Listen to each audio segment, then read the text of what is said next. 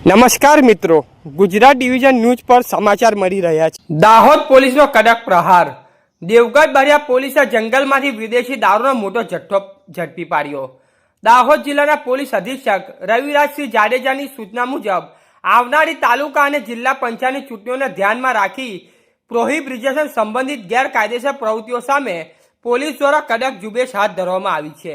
આ ઝુંબેશ હેઠળ દેવગઢ બરિયા પોલીસ સ્ટેશનના પોલીસ ઇન્સ્પેક્ટર કે રાજપૂતે મળેલી બાતમીના આધારે મેધા મુવાડી ગામના જંગલ વિસ્તારમાં રેડ હાથ ધરવામાં આવી હતી।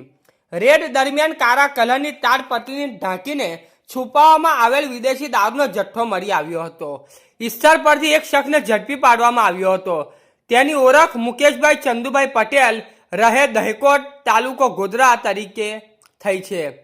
પોલીસે કુલ 75 પેટીઓમાંથી ભરેલી 2640 નંગ વિદેશી દારૂની બોટલો જપ્ત કરી છે, જેના અંદાજિત મૂલ્ય રૂપિયા 6,41,292 થાય છે।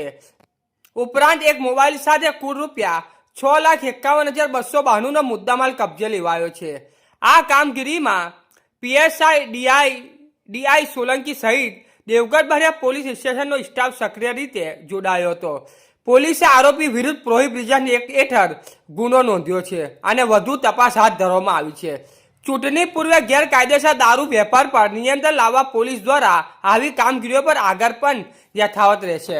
રિપોર્ટર વિપુલ કુમાર બારિયા, પીપલોદ।